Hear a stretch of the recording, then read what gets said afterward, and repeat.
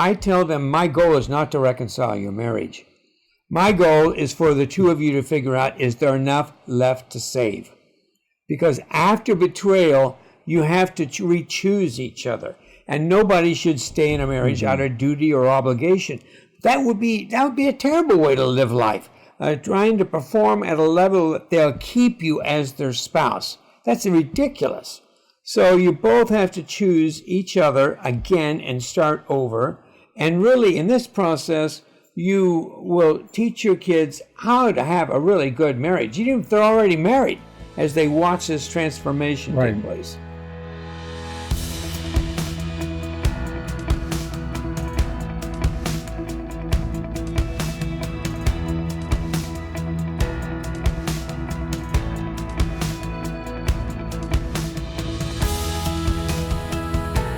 Welcome to the Faithful and True podcast. I'm Randy Everett, your co-host, and we're here today with our usual host, Dr. Greg Miller, and the director of Faithful and True, Debbie Laaser. Deb, great to see you again. And our special guest today, Dave Carter. Dave has served as the pastor responsible for counseling ministries at the First Evangelical Free Church of Fullerton, California for over 30 years. Dave holds a graduate degree in biblical literature and counseling psychology, as well as a marriage and family therapy degree. His publishing credits include Secrets of Your Family Tree, Torn Asunder, Close Calls, and Anatomy of an Affair. Dave and his wife Ronnie have 4 adult children and 10 grandchildren. That's quite an accomplishment by itself. Dave, welcome to the podcast, and thank you for joining us. You're most welcome. Those 10 grandkids live too close. I don't even have a life of my own now. Well, we are very glad that you are here and that you were willing to join us. And, you know, one thing that wasn't said is that you are a good friend of Faithful and True. And you literally were friends with Mark and Deb, and just, I know through conversations with them, a great support to their work. But we know that you are a great friend of Faithful and True, and we are very thankful for that. So thanks for being willing to be with us. Glad to. That goes back to the late 80s. Yeah. It does, doesn't yeah, it? It really does. I was after Deb for years before she went back to school to go and get a degree. He was. I think you were there when I was first dragged up to the microphone at AACC. Yep. And encouraged me to do more of that. So I'll always appreciate that. But yes, you brought a lot of wisdom to our work and just a lot of friendship to Mark's in my life. And we can't thank you enough for that, Dave, and your lovely wife, Ronnie. So thanks for taking the time. I know you're really busy with family and life, and we really appreciate having someone with as much wisdom as you do in the field of, sexual infidelity. And we even thought it might be nice if you could summarize quickly how in the world you got into this field anyway. Well, quickly, Dave. I know it could be a whole podcast. Well, my senior pastor ran off with another woman in the church. And to make a long story short, I flew to Dallas-Fort Worth, tracked him down, and tried to talk him into coming back. And he wouldn't do it. Not then, anyway. And they just blew up the church. And I went back from that visit to him in a rental car with a friend of mine driving. And I leaned over to him as we pulled into the Hertz lot. I said, I'm going back to graduate school, and I'm going to figure out why pastors do this. I've only worked with 3 of them, and 2 of them ran off with other women in the church. So I started back into gathering prerequisites in psychology at the local university, and spent a number of years after that collecting different kind of graduate and certification processes. So here I am. Okay. I was madder than a hornet. I tell you. He ruined my life, I thought. Well, I know that you are associated with the church. So what are some of the benefits and what are some of the challenges of counseling practice being so closely associated with the church? Well, interesting. Basically, I oversaw a large peer counseling program with about up to 60 peer counselors at a time. And then we did a lot of 12-step groups and eating disorder groups and alcohol recovery stuff. And I actually didn't have a private counseling practice in the church. They did give me a number of hours, 6 hours to be exact, over the years to do off-site in an office building. And that's where I had the private practice. But the other work was all group-related or peer-oriented. We did 15 visits, no charge. Love that. I love that kind of work. I think calling alongside, ear to listen well, you can't beat it. Yeah. Mm-hmm. Absolutely. So you ended up being kind of a supervisor for 60. And I had other supervisors I worked with to supervise them as well. Yeah. So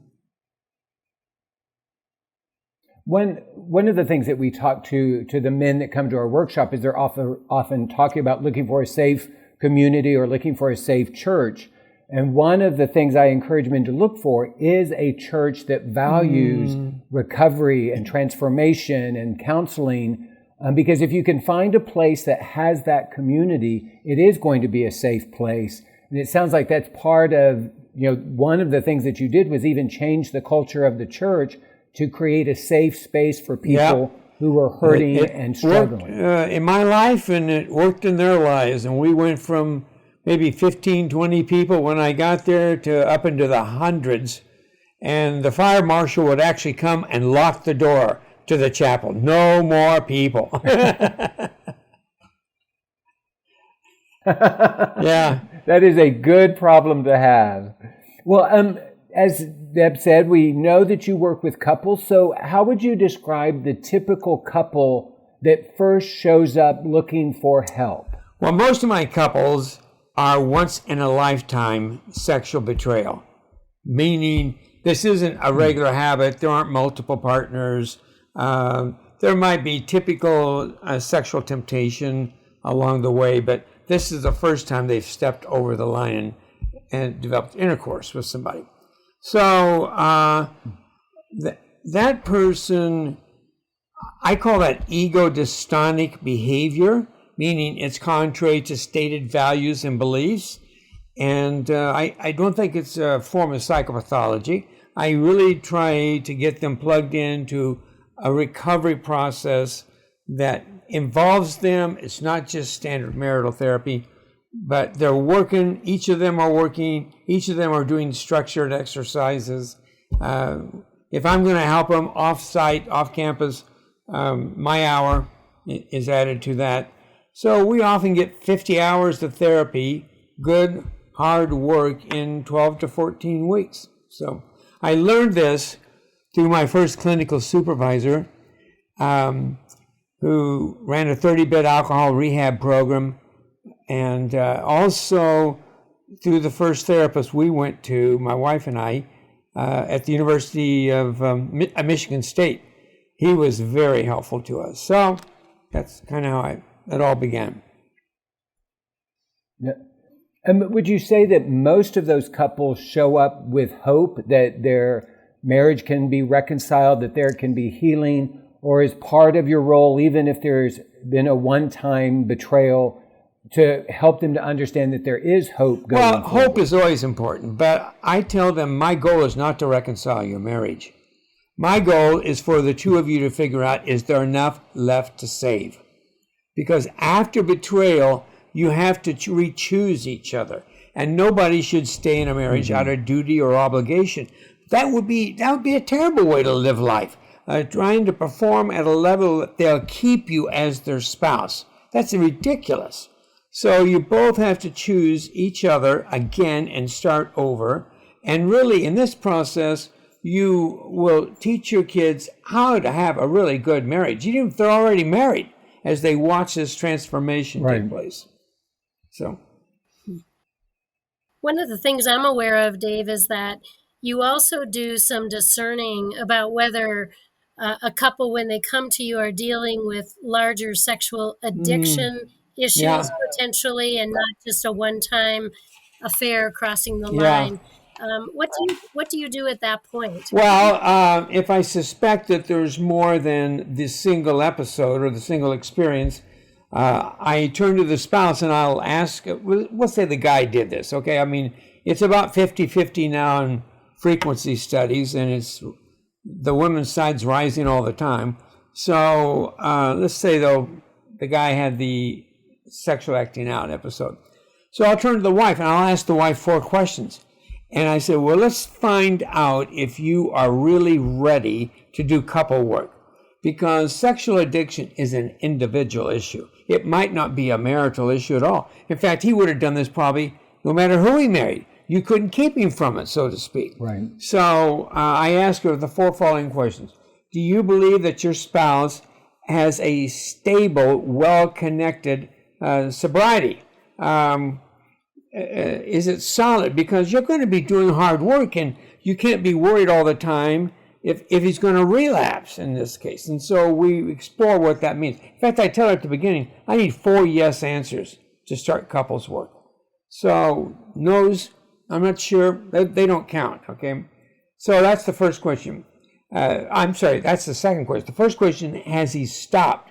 Do you believe that he's abstinent right now? Okay. Second question, do you believe he has a stable sobriety? The third question is, do you believe that your spouse has developed a spirit of humility and where he's accepting responsibility for his behavior? And you don't have to fret over asking certain questions for fear of anger, emotional outbursts and everything, and shutting you up. And the last one, do you believe that your spouse has a spirit of serenity, or are you always walking on eggshells around him during this time that he can't act out and doesn't really have maybe a good therapy base underneath him?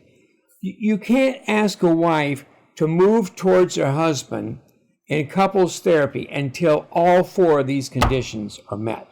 And the person who decides if they're met is the wife in this case. You choose, right. Okay? I tell them, first effort at rehab is going to be your best effort. So it's very important that you start the process at the most opportune time. That guarantees you the best success. Do you have a sense of the time frame? Like, does it take 6 months for a wife to get to that place of confidence? And I know that every couple is different and it varies, but do you have like a time frame that you kind of look for or anticipate in order for a wife to get to that place of confidence in her husband's sobriety, have a sense of serenity, feeling safer in the relationship? Well, that's a great question. Everybody wants to know the answer to that question, Greg. You could quit therapy and start selling that, okay? Seriously. But I actually don't have a sense of time. I say to the woman in this case, you need to trust your gut, because diving into this and backing out will only prolong the pain and ruin the chances of recovery. So you've got to feel secure in your own spirit before we would engage in couples work to answer those 4 questions with a yes. So you might need to do some individual therapy. You might need to see your husband do individual therapy and work through some of the trauma that maybe precipitated his sexual acting out episodes and trauma and things like that. EMDR might be something he'll need to kind of work his way through. The whole point is trust yourself. Don't trust me. Don't trust the lie detector. Don't trust anything but your heart. We have to rebuild the wife's intuition in herself with God's help. Right. Would you say your encouragement is moved slower rather than quickly? Like, are there times where you might encourage a spouse to kind of slow down because it feels like maybe she's rushing and not trusting? Or even if a wife wants to move quickly, you're still going to go at her pace? A single episode, I have taken on some cases where I thought couples were a little early, but a checkered history, no. I put that off. I tell couples all the time, save me for when you're really ready to benefit most from what I have to offer you, okay?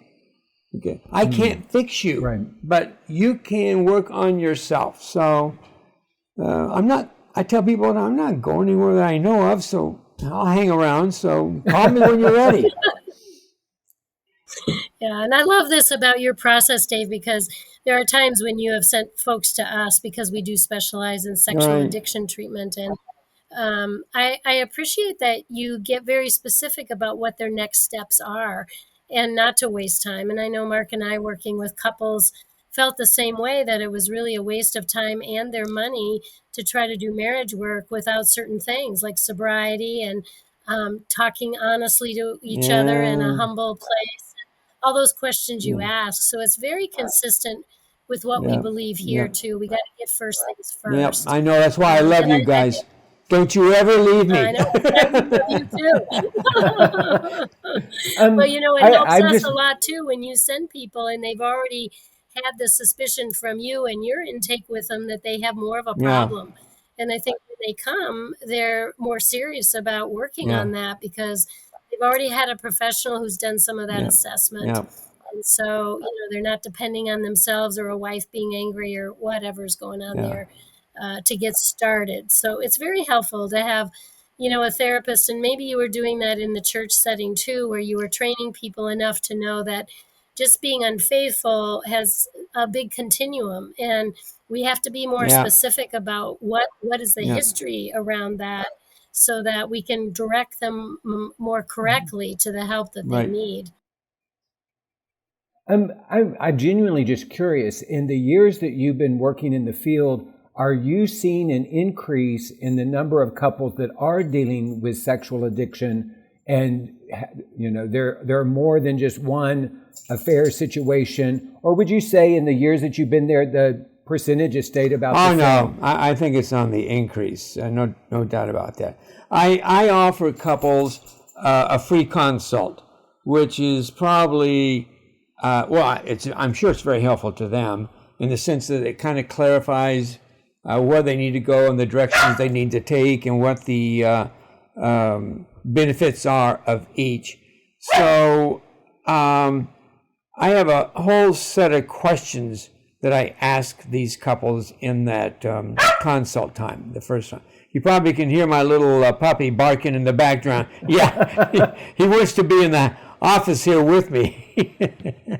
Oh, well, he can come on in. We like to. That's it. We're a big fan of recovery pets. Now, you know what I'm saying? Let me take my headphones off, let the door, he'll come in, and he'll lay right here at my feet. I'll be right back.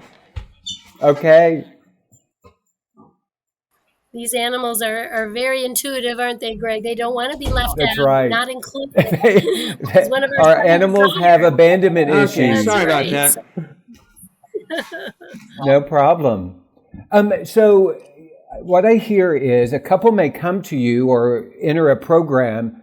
You assess that there's some addiction energy. They may step away from working with you and go after that. And then when they're ready to answer, when the wife is ready to answer those questions positively, then that's when you begin to work with them specifically around recovery in their marriage. And it's important, Greg, to, in my thinking, that these couples are exhausted. They're at their wits' end. They're in a fog. They often don't know if they can make it through another therapy process, etc. So my goal, I tell them, I'm going to bring you as close to each other as I possibly can, as quickly as I can do it. And you're going to find out if it's a fit or not. Okay. I'm not going to mess around and let you we wander through the wilderness here and you try to figure that out. I'm going to actually, so to speak, generate any anxiety that's left by pulling you closer together. And, when anxiety blocks emotion, and I want to get rid of that anxiety between the two people. I want to see if we can. I'm not sure we always can. Right. So that's one of my favorite phrases all the time. Anxiety blocks affect. Anxiety blocks affect. So, As you are working with a couple, are there some general themes that you see that cause people to be resistant towards moving towards each other? Like, are there some patterns? Yeah, and many times those patterns, just like a couple I was working with recently. The patterns come from mom and dad and the family of origin, and the spouse slips right into the same practices, and it kind of unbeknownst to the wife, and lo and behold, we got a multi-generational setup here that's contributing to this disruption. So they have to become aware of where they learned these, where they found these, what they brought with them into the marriage. That really doesn't have to do with a spousal relationship as much as it does individual history. So, and is that work that you do with them to help them to on understand a that? superficial level? So my couples will do, when we get started, the very first week's exercise is 3 20-minute monologues. I do monologues. I assign monologues. And they talk 20 minutes nonstop with the spouse listening. Can't interrupt, can't ask questions, can't make faces, can't take notes, can't anything, okay? They're just going to give their spouse 20 minutes of undivided attention, listening to what their spouse says. And they have 3 time zones: birth to 9, 10 to 15, 16 to 21. And they're going to outline emotionally charged experiences in each of those time zones. And one will go one day, the other will go the next day, and they'll work their way through it. They might be exhilarating, they might be frightening, they might be terrifying, they might be thrilling, warm, I don't care what they have to be emotionally charged. And I give them a whole list of 25 topics to kind of think about and choose from. I want these couples to find out what we call contributive factors to a once-in-a-lifetime experience. They didn't cause it, but they contributed to it. And most of my couples find somewhere between 30 and 40 of those in the course of therapy. You know, what's interesting is, just from my own bias, when you talked about emotionally charged experiences, I immediately started identifying what we might see as the painful, the difficult, the negative.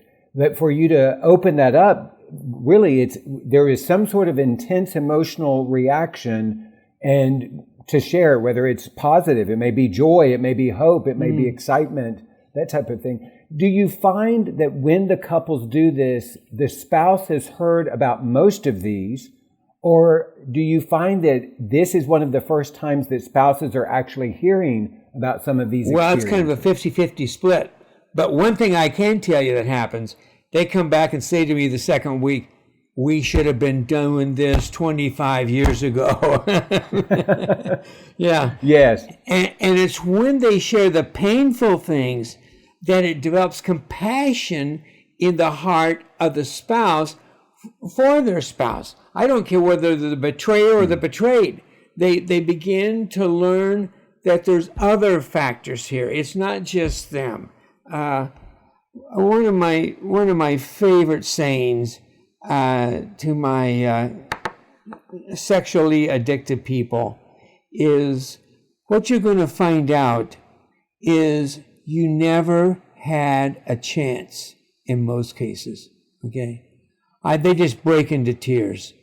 I said, you might have made some bad choices on the journey, but you never had a chance. And it just, it's huge. It's relief. It finally, there's reasons for this. I'm not psychotic, et cetera. So, yeah. Right. Well, and even from my own personal experience, one of the most powerful things my therapist said to me was, it couldn't be any other way. And I remember hearing that, and there was a huge mix of emotions. There was the gratitude that, like, somebody sees me. There was a relief. And there was also this profound sadness that this was the trajectory that was set for me from the very beginning, and this was going to be the natural conclusion. And so it really is a mix, but it's truth, and truth, even painful truth, sets us free. Exactly. One of the things, I was talking with a woman earlier today, and she and her husband have been working a really great program of sex addiction recovery. And she was talking about some pattern that was happening over the Christmas holidays. And she stopped and she said to me, you know what I realize as I reflect on this is it really has nothing to do with addiction. It has everything to do about what we learned and brought into our marriage. And I said, you know, it is really wonderful when you get to the place where you can identify that everything about someone is not about their addiction, about something else about them. And, you know, life together in a relationship is complicated and we merge two very different lives. So it makes sense. We have issues about a lot of different things. So true. So true. It sounds like you have some similar beliefs that we do about post-traumatic growth. And of course, that's my theme song.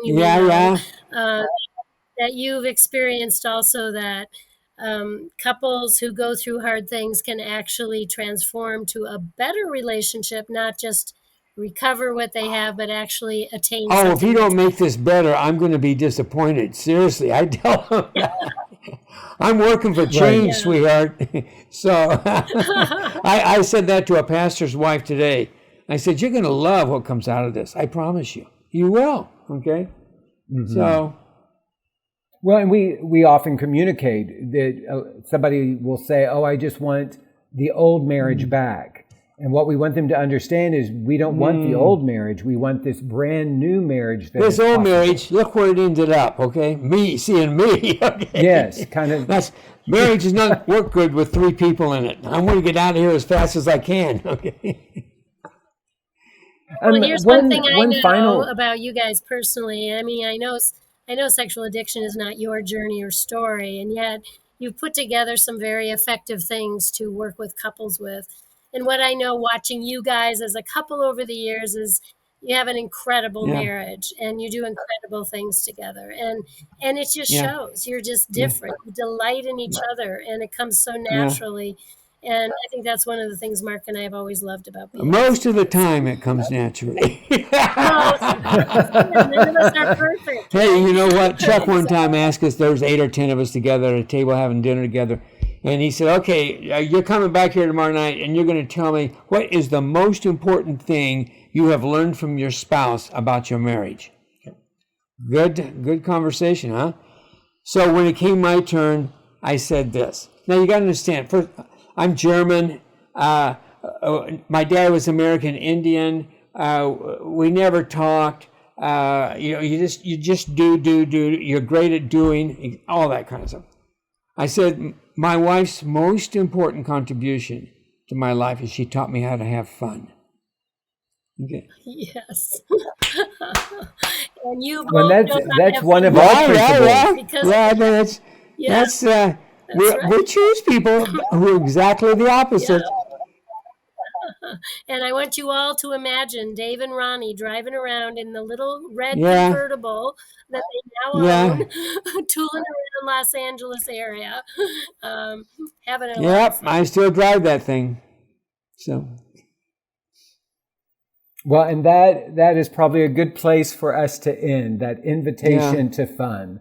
Well, Dave, thanks for being with us. Thanks for sharing your experience. And we are thankful the partnership that we have with you and between you and Faithful and True.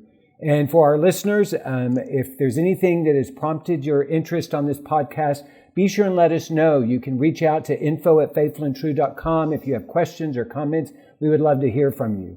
And as always, there's an invitation for those men who are struggling with sexual addiction to come and be a part of our workshop. We do one every month.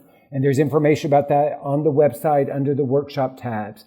And so we hope for you on your journey and that you will continue to become the men and women that God created you to be. And before we sign off, Greg, could we let Dave give us some information about how people can reach you if they would like to? Oh, absolutely. You can go to Dave at davecarter.com. It's C-A-R-D with a D and not T.